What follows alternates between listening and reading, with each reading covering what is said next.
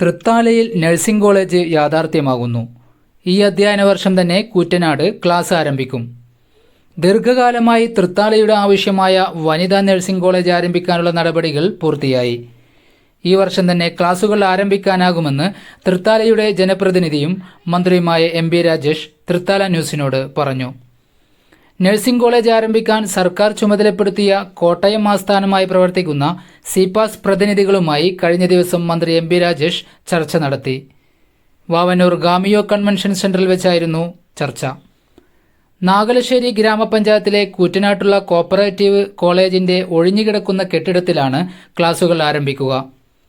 പരിശോധനകൾ പൂർത്തിയാക്കി ഇക്കാര്യം ഉറപ്പിക്കുകയും ചെയ്തു. 2 വർഷത്തിനുള്ളിൽ പുതിയ കെട്ടിടം നിർമ്മിച്ച് സ്ഥാപനം അങ്ങോട്ട് മാറ്റുമെന്നും അധികൃതർ അറിയിച്ചു.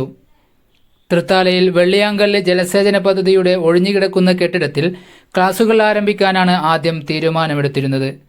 ഇതിനായി സ്ഥലം വിട്ടുകൊടുത്തുകൊണ്ട് ജലസേചന വകുപ്പ് ഉത്തരവിറക്കുകയും ചെയ്തിരുന്നു. 35,000 രൂപ പ്രതിമാസ നിരക്കിൽ കെട്ടിടം പാട്ടത്തിന് നൽകാനാണ് ധാരണയായത്. എന്നാൽ നഴ്സിംഗ് കോളേജ് ആരംഭിക്കാൻ ആവശ്യമായത്ര വിസ്തീർണം കെട്ടിടത്തിനില്ല എന്ന് പരിശോധനയിൽ വ്യക്തമായതോടെ കൂറ്റനാട്ടേക്ക് മാറ്റുകയായിരുന്നു.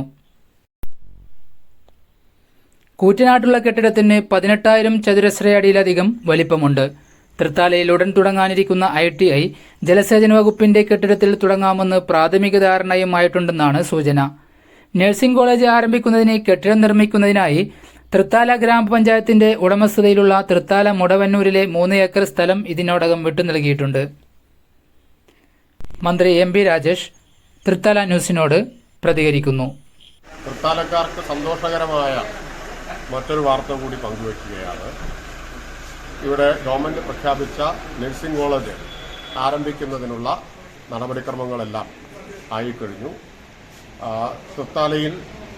തൃത്താല പഞ്ചായത്തിന്റെ ഉടമസ്ഥതയിലുള്ള 3 ഏക്കർ സ്ഥലം കോളേജിനായി വിട്ടുകൊടുത്തു. താൽക്കാലിക ക്ലാസുകൾ നാഗലശ്ശേരി പഞ്ചായത്തിലുള്ള കോഓപ്പറേറ്റീവ് കോളേജിന്റെ കെട്ടിടത്തിൽ ആരംഭിക്കാനും ഇന്ന് തീരുമാനമായി കഴിഞ്ഞിട്ടുണ്ട്.